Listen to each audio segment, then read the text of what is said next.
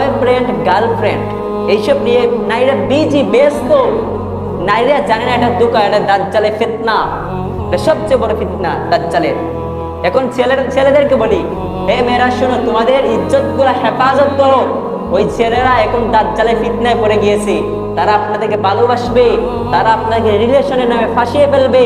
এবং নারীদেরকে বলি মনোযোগ সহকারে শুনেন, হে বোন আমার মনোযোগ সহকারে শুনেন, কাজে আসবে বয়ানগুলা। আল্লাহ নবী যখন মেরাজে গেলেন, মেরাজে যাওয়ার পর দেখতে পেলেন একজন নারীকে লোকটিয়ে ঝুলিয়ে বাঁধা রাখা হয়েছে। আল্লাহ নবী জিব্রাইলকে জিজ্ঞাসা করলেন, ইয়া জিব্রাইল, ওই নারীটার অবস্থা কেন? তখন সে বলল, বেগানা পুরুষের সামনে চুল ছেড়ে চলে যেত। হে নারী, হে বোন আমার শোনো, যদি বেগানা পুরুষের সামনে চুল ছাড়াতে আপনার এত বড় শাস্তি হয়, তাহলে তুমি যে বেপরদায় চলো, তোমার কি শাস্তি হবে? তুমি ভেবে দেখেছো একবার কি কল্পনা করেছো তোমার কি শাস্তি হতে পারে? যদি পর্দা করতে হয়, তুমি ফাতেমা রাদিয়াল্লাহু তাআলার মতো করো, আয়েশা রাদিয়াল্লাহু তাআলার মতো করো, খাদিজা রাদিয়াল্লাহু তাআলা আনহার মতো করো। তুমি তো একজন নারী, তারাও তো একজন নারী। তোমারা তাদের মধ্যে কি পার্থক্যটা কোথায়? তাদেরকে তো আল্লাহ তাআলা সৃষ্টি করেছেন, তাহলে তুমি কেন পারবে না পর্দা করতে? আমাদের নারীরা এখন ফেসবুক ইউটিউব নিয়ে ব্যস্ত, বিজি হয়েছে, যে মিডিয়ার মধ্যে তারা উলঙ্গ হয়ে নগ্ন হয়ে ভাইরাল হতে চায়। এইসব তাদের ধারণাগুলো, ঠিক আছে? তারা ফাতেমা রাদিয়াল্লাহু তাআলা আনহাকে অনুসরণ করতে পারে না। ফাতেমা রাদিয়াল্লাহু তাআলা এমন ভাবে তিনি পর্দা করেছিলেন, তিনি মৃত্যুর পরেও পর্দা নিয়ে চিন্তিত ছিলেন, ভয়ে ছিলেন। ফাতেমা রাদিয়াল্লাহু তাআলা আনহা বিশ্বনবীর মেয়ে, কলিজার টুকরা মেয়ে, তারা পর্দা নিয়ে কি চিন্তিত ছিলেন। যখন আয়েশা রাদিয়াল্লাহু তাআলা বলেন, যখন পর্দার বিধান নাজিল হয়ে গেল, নাজিল হওয়ার পর মক্কার নারীরা তাদের চাদর দিয়ে তারা বডিটাকে ঘিরে রাখতো বা ঢেকে রাখতো, বিনা কাজে তারা ঘর থেকে বাইর হতো না। ঠিক আছে, বিনা কাজে তারা ঘর থেকে বাইর হইতো না, তারা এই ঘরের মধ্যে প্রবেশ করত। ফাতেমা রাদিয়াল্লাহু তাআলার মধ্যে পর্দাশীল হতে হবে। তিনি মৃত্যুর পরে, যখন তার মৃত্যুর সময়টা গড়িয়ে আসছে, কাশি আসছে, তখন তিনি চিন্তিত হয়ে গেলেন, অনেক কান্না করলেন। সালমা রাদিয়াল্লাহু তাআলা আনহাকে বলেন, হে সালামা শোনো, আমি যখন ইন্তেকাল করব, আমি চাই না আমার বডিটাকে কোনো ছেলে দেখবে বা কোনো মানুষ আমার আটামোটা দেখবে। তখন সালামা রাদিয়াল্লাহু তাআলা বলেছিলেন, হে ফাতেমা শোনো, তুমি যখন ইন্তেকাল করবে, আমি একটি নিয়ম জানি। আবিসিনিয়ায় মানুষগুলো দেখতাম, যখন মানুষগুলো নারীগুলো ইন্তেকাল করতো, তাদের খেজুর পাতা দিয়ে উপরের দিকে ডেকে রাখতো, যাতে তারা বডিগুলা দেখা যায় না, অঙ্গ প্রত্যঙ্গ দেখা যায় না। আর তুমি কি করছো? তোমার তো দুনিয়ায় থাকা অবস্থায় তোমার কোনো চিন্তা নেই পর্দা নিয়ে, আর তুমি পরকাল নিয়ে কি চিন্তা করবা? বেশিরভাগ কিন্তু নারীই যাবে জাহান্নামে। নারীদেরকে আল্লাহ নবী জাহান্নামে দেখে এসেছেন। আমাদের বোন, আমাদের নারীরা কেন পর্দা করবে না? তারা কি আমাদের না? আমাদের মা, আমাদের বোন কি আমাদের না? তারা আমার কথা শুনবে না? কি শুনবে?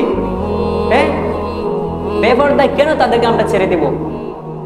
আল্লাহ তাআলার কাছে কাঠগড়ায় দাঁড় হতে হবে। আল্লাহ তাআলা দাঁড় করে বলবেন, তোমার মা, তোমার বোন, তোমার বাচ্চাকে কি পথে চলিয়েছো? আর এখানে একটা কথা বলি, আল্লাহ তাআলা বলেছেন, নবী বলেছেন, যে একজন কন্যা সন্তান দান করবে সে জান্নাতে যাবে। কন্যা সন্তানের হেফাজত নেওয়া শিখতে হবে, হেফাজত নিতে হবে। আপনার দুনিয়াতে হেফাজত করতে হবে, কোনো বেগানা পুরুষের সামনে দেওয়া যাবে না। যদি আপনি বেগানা পুরুষের সামনে দেন, তাহলে আপনি কি করে জান্নাতে যাবেন? আপনি তো ওর হিসাব দিতে হবে, ওকে কোন পথে চালিয়েছো, ও কিভাবে চলেছে, কোন পুরুষের কাছে গিয়েছে এবং কার সাথে জিনা করেছে, কার সাথে ব্যভিচার করেছে। আর এখন একটা সব বয়ফ্রেন্ড গার্লফ্রেন্ড এইসব নিয়ে নারীরা বিজি ব্যস্ত। নারীরা জানে না এটা দুঃখ, এটা দাজ্জালের ফিতনা, এটা সবচেয়ে বড় ফিতনা দাজ্জালের। এখন ছেলেদেরকে বলি, হে মেয়েরা শোনো, তোমাদের ইজ্জত গুলা হেফাজত করো। ওই ছেলেরা এখন দাজ্জালের ফিতনায় পড়ে গিয়েছে। তারা আপনাদেরকে ভালোবাসবে, তারা আপনাকে রিলেশনের নামে ফাঁসিয়ে ফেলবে এবং আপনাদেরকে নগ্ন করে ছাড়বে, আপনাদের ইজ্জত গুলা ধ্বংস করে ছাড়বে। এই ছেলেগুলা আর মেয়েদেরকে বলি, হে ভাই, যুবক ভাইরা শোনো, ওই মেয়েরা আপনাদেরকে মেয়েরা তো দাজ্জালের বেশি অনুসরণ হবে। ওই মেয়েরা আপনাদের সাথে রিলেশন করবে, রিলেশন করার পর আপনাদের সাথে টাইম পাস করবে, টাইম পাস করার পর ছেড়ে চলে যাবে। তুমি রাস্তায় ঘুরবে, আল্লাহর দিন থেকে তুমি চলে যাবে, দাজ্জালের ফিতনায় তুমি পরিণত হয়ে যাবে। তোমার মধ্যে কি একবারই আল্লাহ তাআলার ভয় আসে না? এই নারী, একবার কি ভয় আসে না আল্লাহ তাআলার? কবরে তুমি যেতেই হবে, দুনিয়ায় কিন্তু টাকার জায়গা না। আফাহাসিবতুম আন্নামা খালাকনাকুম আবাসান ওয়া আন্নাকুম ইলাইনা লা তুরজাউন।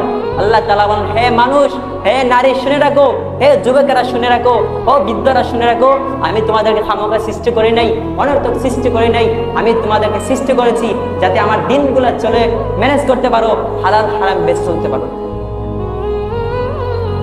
আমরা এখান থেকে কি বুঝলাম?